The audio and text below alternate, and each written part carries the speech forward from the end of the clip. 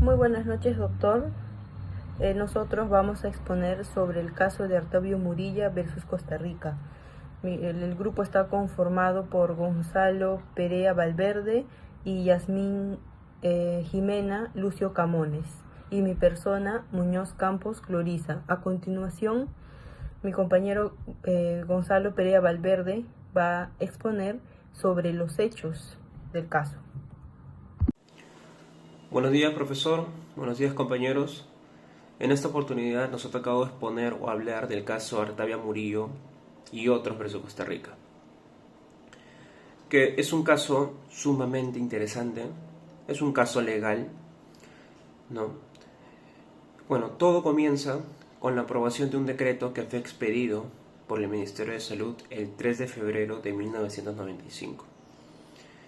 Dicha práctica podía dar soluciones a ciertas personas que necesitaban dicho mecanismo porque tenían ciertas condiciones que les impedía poder reproducirse normalmente.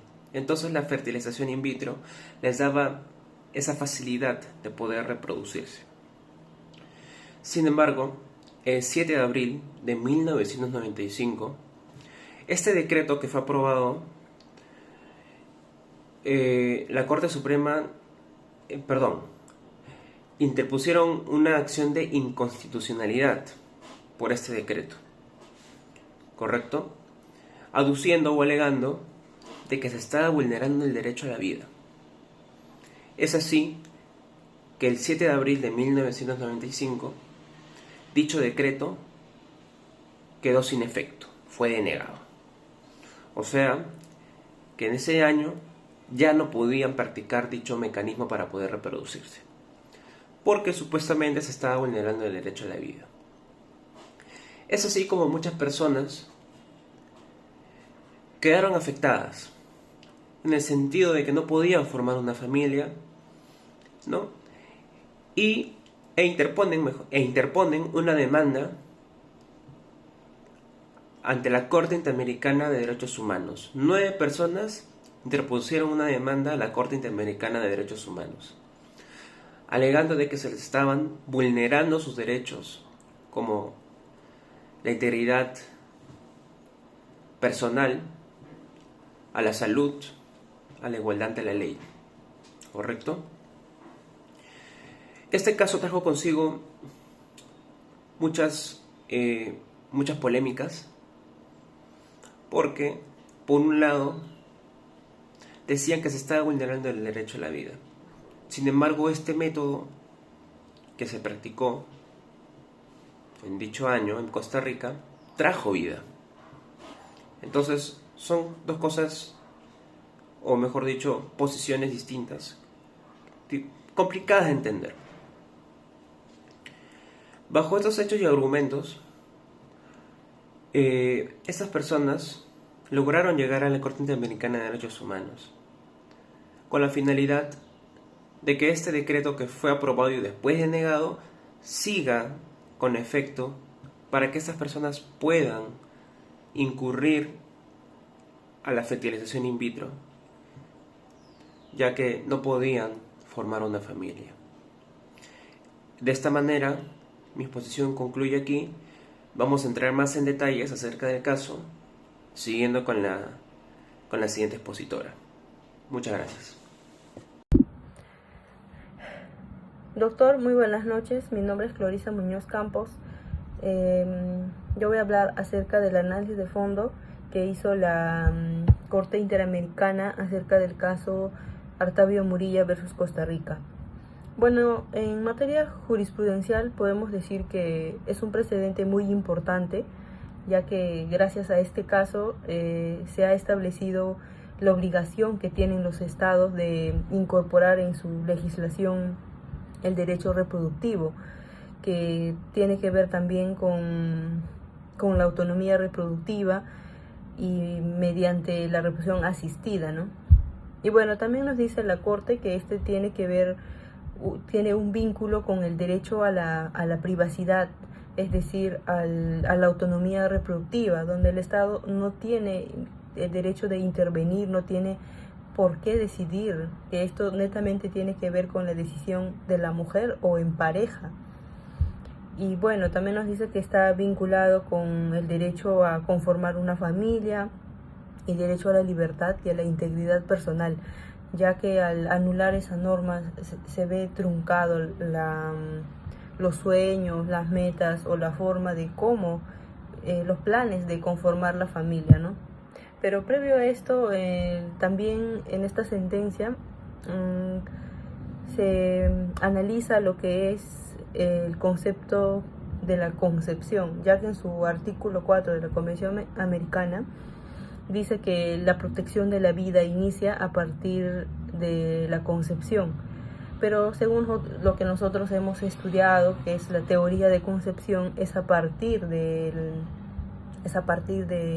ingreso del espermatozoide al óvulo. Pero sin embargo, en esta sentencia nos dice que la concepción es lo mismo que la anidación, es decir, a partir de los 14 días la implantación al útero, que ahí recién se podría decir que es un ser humano en vías de desarrollo, pero que antes no se considera tal cual.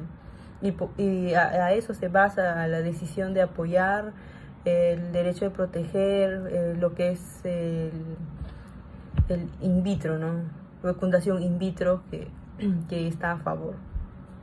Y bueno, también nos dice que este es una vulneración de derecho de la mujer, que es una discriminación de género a las mujeres con discapacidad, ya que diferentes formas alegan las razones, el por qué no pueden tener hijos, ¿no? Algunas tienen enfermedades, algunas por otras razones que ellas no lo buscaron, simplemente fue cosa natural y cosa de enfermedad que no se puede prever.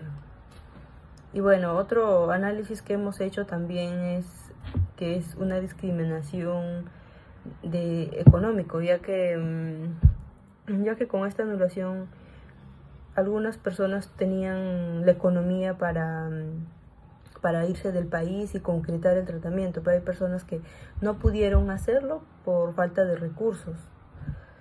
Y bueno, por eso hemos hecho también un análisis a partir de los principios bioéticos, netamente del principio de autonomía y principio de beneficencia. Y entonces, principio de autonomía, que es evidente que se ha dañado, ¿no?, a los demandantes el proceso de fertilización in vitro, ya que estos tenían en un futuro tener sus hijos, tenían planes.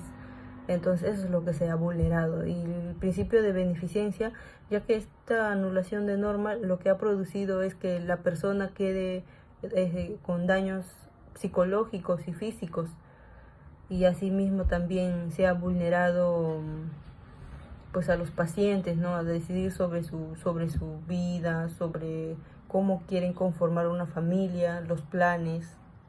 Bueno, eso sería todo. Gracias. Respetado profesor, respetados compañeros, tengan muy buenas noches. Voy a continuar con la exposición hablándoles sobre 3 puntos muy importantes que hemos rescatado de la sentencia como grupo. La primera es la interpretación del artículo 4.1 de la Convención Americana. El Estado y la Sala Constitucional de la Corte Suprema de Costa Rica considera que el artículo 4.1 de la Convención Americana obliga a los Estados a proteger de forma absoluta el derecho a la vida de los embriones. Esta interpretación fue el fundamento de la prohibición total de la fecundación in vitro, que fue tomada en cuenta por el Estado costarricense. Al respecto, el tribunal observó en el contexto científico 2 lecturas, ¿no?, sobre el inicio de la concepción.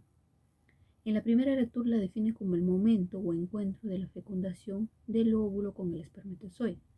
En la segunda lectura la define como el momento o la implantación del óvulo fecundado en el útero de la mujer.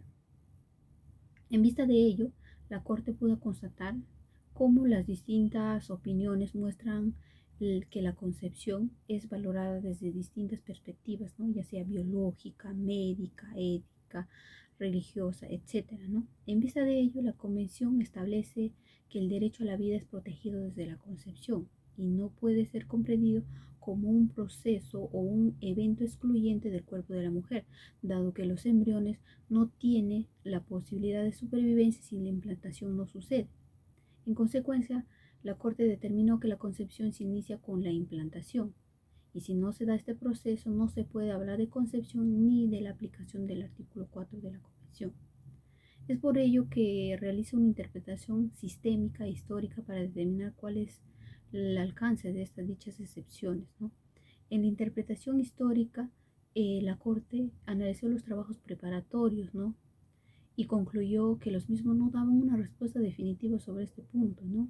En la interpretación sistémica, la Corte analizó todos los artículos de la Convención Americana y de la Declaración Americana que utilizan la expresión toda persona y encontró que no es factible sostener que el embrión sea titular y ejerza de estos derechos consagrados, por lo que la Corte examinó el derecho a la vida en el derecho internacional comparado, revisando la Declaración Universal de los Derechos Humanos, el Pacto Internacional de los Derechos Civiles y Políticos, etcétera, ¿no? Donde dichas regulaciones en el derecho internacional no llegan a la conclusión de que el embrión sea tratado de igual manera que una persona o que tenga derecho a la vida.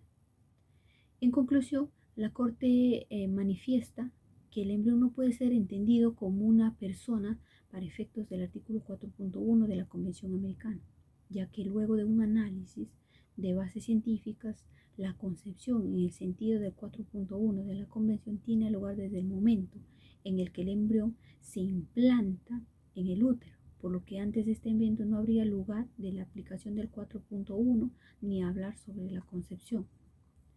Finalmente, el caso concluye el 28 de noviembre, donde la Corte emite su sentencia, donde el Estado resulta responsable, ¿no?, por la violación de los derechos consagrados en la Convención Americana, como el derecho a la integridad personal, derecho a la libertad personal, derecho a la vida privada, derecho familiar y derecho a la igualdad, en el ejercicio de sus derechos por parte del Estado.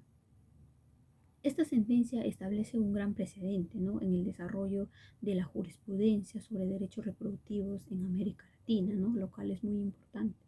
De igual manera, la Corte dictaminó en su sentencia dos tipos de reparaciones, ¿no?, las reparaciones individuales y las reparaciones colectivas. En las reparaciones individuales les manifiesta y les ordena que les realicen tratamientos psicológicos de manera inmediata y sin ningún costo alguno a las víctimas. 2. La devolución del monto gastado por los viajes realizados a los países para continuar con la fecundación in vitro. 3. Una indemnización a las víctimas por el padecimiento y la alteración a su calidad de vida, ¿no? En las reparaciones colectivas nos dice que el Estado debe adoptar todas las medidas apropiadas para que quede sin efecto la prohibición de la fecundación in vitro. 2. El Estado debe regular los aspectos que considere necesarios para la implementación de la fecundación in vitro.